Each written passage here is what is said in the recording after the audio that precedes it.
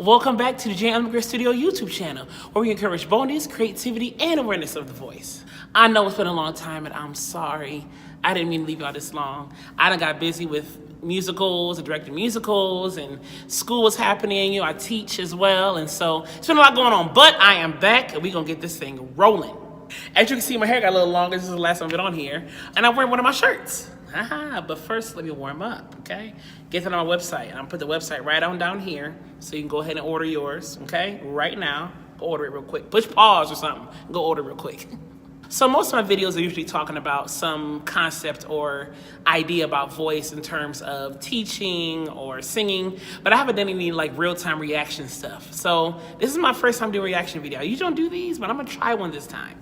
So my first reaction video is gonna be to Donald Lawrence's He Rebuked the Red Sea. It's off of Donald Lawrence's latest album called Goshen with the Tri-City Singers. Look it up, it's a great album full of great messages and all that kind of good stuff. But instead of doing the actual song, I wanna talk about his Instagram video for 1 second. He posted this a while ago, kind of giving us a sneak peek of what the song was, called He Rebuked the Red Sea. And I fell in love with this chorus as soon as I heard it. I used to bump this little 30-second video in my car. That goes a whole album. So I want to talk about this for a second. So I've watched it a million times, so it's not my first time seeing it, but I still react to it like it's, first time seeing it. So I'm gonna talk about it a little bit, unless you hear. We're gonna talk about it, dissect it just a little bit, okay? Here we go. He rebuked the Red Sea, the waters dried up like the desert. He rebuked the Red Sea, the waters dried up like the desert. He rebuked the waters dried up, the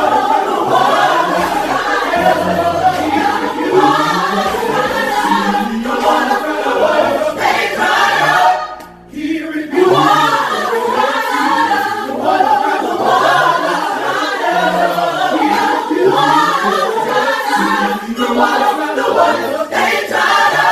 That's it. Wow, this song in particular is amazing to me. This thing is amazing in so many ways. I just love this song. So I'm gonna talk about the musical aspect of it, and then I'm gonna talk about the vocal aspect of it, okay? So real quick, the music aspect. What's amazing about the song is that he merges two different genres. He merges classical and he merges gospel. The classical sense is because this thing is really called a fugue. This song, that part we listen to, and a fugue is simply a contrapuntal or multi-layered music genre technique where composers introduce a theme, then they can modify the theme with another voice, introduce the theme again. So the theme essentially is, He rebuked the Red Sea, the water dried up like a desert. Okay, so the Sopranos did that theme. So then the Sopranos changed, the waters dried up, all the water, whatever. So the altos came in, He rebuked the Red Sea, the waters dried up like a desert. Okay, so that theme is modified but introduced again. So then the altos do something, and then the tenors, He rebuked the Red Sea, the water dried up like a desert. And I'm probably butchering these parts, but I wanted to show you that this theme is reintroduced. So the point of it is that He rebuked the Red Sea and the water dried up like a desert. That's the whole premise of this chorus and this theme, okay? And that's a classical aspect, a classical style that he brought to the gospel genre. Now, this song is not for just any choir to do. I'm just gonna be honest. It's for a more skilled choir, which is why he has the singers do it. But if your choir can pull this thing off, pull it off and sing it. This is an awesome song with a great message. I love this song. The chorus at the end, if you haven't heard it yet, the chorus at the end of the vamp says, you can cross over, God has made plain the way. And so basically all it's saying is that you can go through, you can get through, God has got you in mind, God has a plan for you, don't fret, don't worry, okay? So that's what the whole premise of the song is. But he introduced it by using a Bible scripture, a Bible verse. He rebuked the Red Sea and the water dried like a desert. So that's the theme of the fugue and the theme of the song. He had a double meaning right there. Ain't that crazy? So now I want to talk about the vocal aspect a little bit. So I want to go back a little bit to the video, and I want to look at them, look at their faces, look at their mouths, look at their bodies, okay, as they sing, okay? Look at it again, okay? He rebuked the Red Sea, the waters dried up like the desert. He rebuked the Red Sea, the waters dried up like the desert. So if you look at the Sopranos, Everything's light. He rebuked the Red Sea, the waters dried up like it. It's almost like they're smiling the entire time. That helps keep the sound bright and forward. We have that smile instead of he rebuked the Red Sea. That kind of darkens it. It's not a bad sound, it just darkens. So he wanted that lighter sound from Sopranos, and he got that by having them brighten up the vowel just a little bit. And it's great why he did that. So great. So the altos come in right after the Sopranos for their theme, and they come in a little more rounded, a little more colored than the Sopranos. Sopranos are kind of bright, the altos kind of rounded, because that rounded gives a darker tone, a darker timbre to the sound, and that's on purpose too. And I think that kind of gives the sound some color, you know? So you have the altos come in, he rebuked the Red Sea. The C wasn't C. So it was just a little bit of a rounding right here. Red Sea, the water's dried up like a desert. Okay, so the Sopranos were a little bright, the altos were a little round, a little darker. So let's hear about the tenors. The water's dried up like a desert.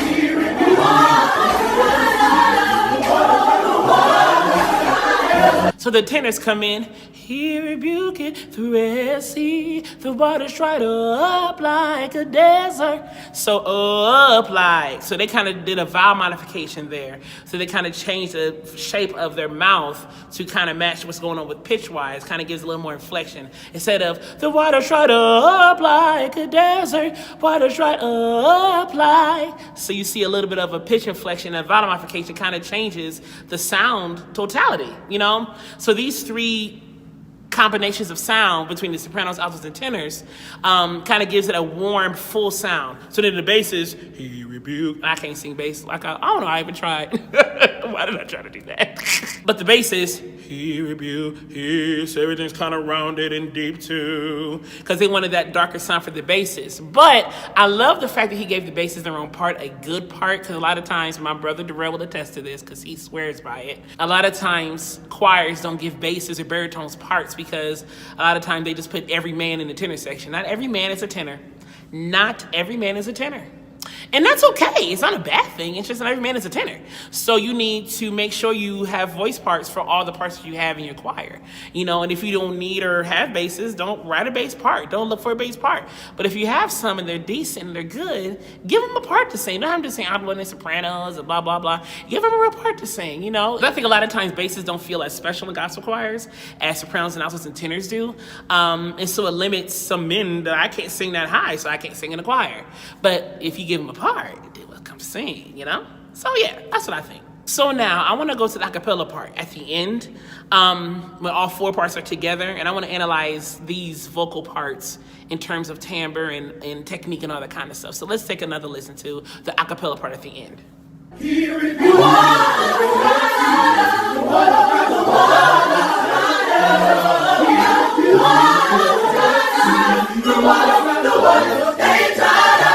That's it. They're so good.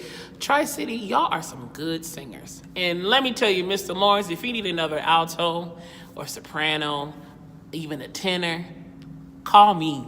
I will gladly come sing with y'all. Y'all are amazing. Y'all are amazing. So anyway, no, for real, call me. So you notice the soprano part, when they say, oh, the waters, oh, that part, they're giving a lot of inflection. They're giving a lot of attitude. Not like attitude like sass, but attitude as in intentional shaping of the sound. So they're saying, oh, the waters, oh. So it's almost like a little scoop. Oh, there's almost like a little scoop that they do in there because they wanted that inflection. It'll be a little boring if they did, oh, the waters, oh. You know, it'll be different. It won't be boring. I take that back. It won't be boring. It'll be just different. But they didn't do that. He wanted, oh, the waters, oh, the waters. They didn't do, oh, the waters. They didn't do that. They did, oh, the waters. Waters, not waters. Y'all, it's okay to relax on consonants intentionally. If you want a certain inflection or a certain vibe to the song, it's okay to relax consonants a little bit or relax the vowel or whatever the case may be. Don't feel like you have to be everything waters. That's no. Sometimes it calls for that, but not this. Oh, the waters. So I think the Altos did an awesome job, and they said, the waters dried up, the water dried up, the waters dried up. That's good. Instead of waters dried up, waters. You see the difference? You know, you see the difference? Waters dried up, the water dried up, the waters dried up, the waters, the water. They're doing a very good job giving that inflection that he wanted. And let me tell you something, Mr. Lawrence is very intentional with his inflection. I've seen him work when I've sung at the McDonald's Gospel Fest and other things. I have seen him work with my own two eyes, and he's very intentional. He's very excellent. He really calls the best out of all of his musicians, all of his singers. He knows how to put a song together. He just does. And so this choir is proof. You can tell they spend a lot of time together. You can tell they know each other's voices. They know how to sing together. They know how to blend. And let me tell you something about blending. When you're in a choir or in a group, it's not about who can sing the loudest. Y'all got to get out of that. It's not about who can sing the loudest, who can blend, who can sound good together. A choir is a unit. A choir is a unit, so it's not one person and the rest of the choir. The choir is a whole unit. So if one person sticks out, it can mess up the whole sound, you know? And so I'm not saying don't sing out, but sing together, okay? There's a big difference than singing out trying to be a soloist and just singing out as a group. So if you're a director out there, your singers ain't singing out, have them sing out and sing out together, but not have them blare out in front of each other or try to blare out and be louder than the next person. It's not a competition. So anyway, I can tell they spend a lot of time practicing together. They spend a lot of time recording together, a lot of time knowing each other too. So it's not just about singing together. It's about knowing each other too and having that camaraderie. You can see they all love each other in that choir. And I love them. I think they're awesome. I think the song is awesome. I found this on his Instagram. Like I said, I bumped this video like it was the whole album for months before the song came out. And now I bumped the song like it's the only song on there. But I do like the other songs on there. But this one in particular, I really enjoyed just because of the musical complexity of it. So tell me what y'all think. Did y'all like how we did the song? Did y'all like the few? Did y'all like that? Or do you think it was too much? Do you feel like your choir can sing it? Tell me in the comments below. And don't forget to click subscribe and click the alert button next to it so you know when I post the next video. It will be another video coming soon. I promise.